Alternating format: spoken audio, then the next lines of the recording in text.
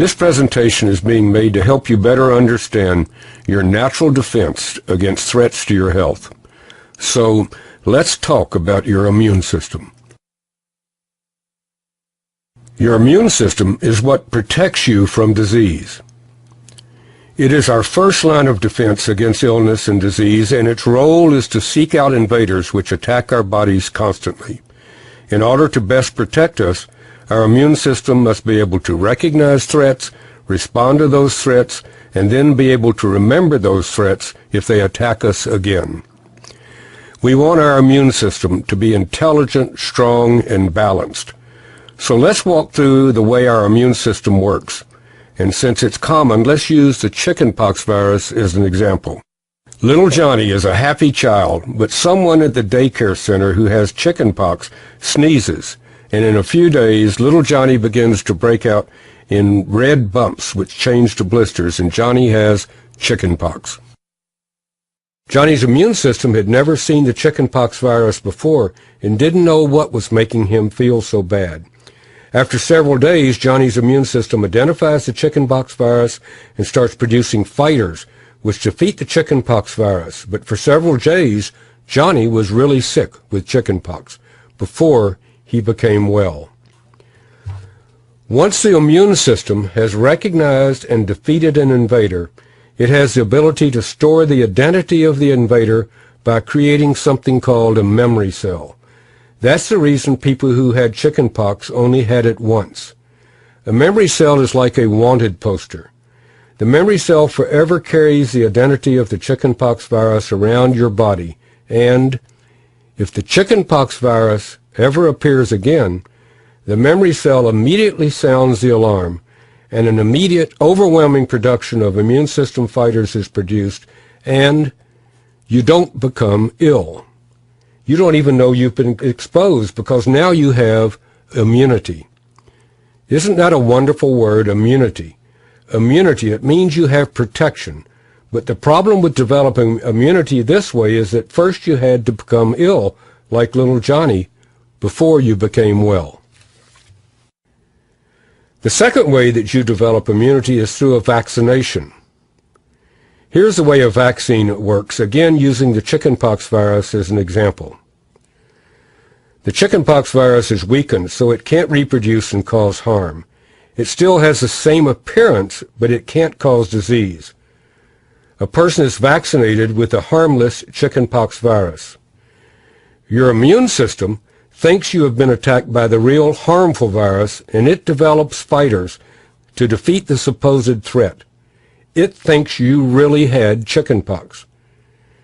Your immune system develops memory cells so that later, if a harmful chickenpox virus enters your body, you have instant recognition and an overwhelming immune response, and you don't become ill, and you have developed again that wonderful word, immunity.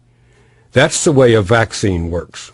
The problem is, however, that there are so many germs, viruses, bacteria, parasites, and fungal organisms, and there are so few vaccines.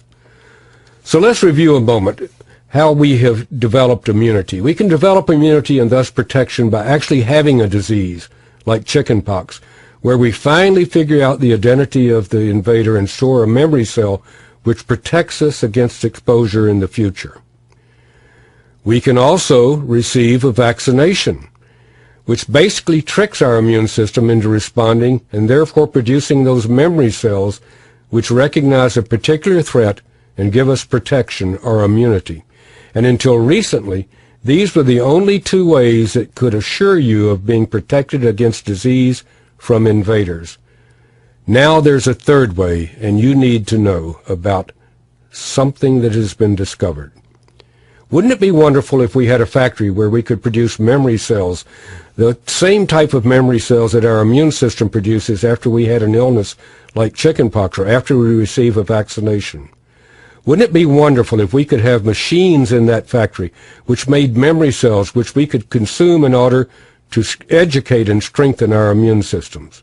Well, we do have such a factory, multiple factories, and they are farms.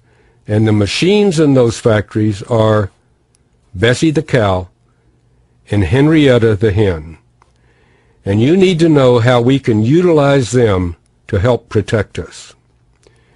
Because cows and chickens come into contact with exactly the same threats that we do, the same germs, and they have exactly the same type of response to those threats that we do. They are exposed and figure out how to fight the threat, and they produce an immune response just like we do. And again, just like us, they store the memory of those threats in specific memory cells just as we do. Cows transfer their memory cells to their newborn when it nurses through a special first milk called colostrum, just as humans do. Chickens do the same thing. They pack their memory cells in the yolk of the egg so that the newborn chick will have the immune system, education, and strength that the mother hen has when it hatches. Those memory cells that cows and chickens produce have the same function as the memory cells that we humans produce. They allow instant recognition of threats and immediate response to those threats. And those memory cells are called transfer factors.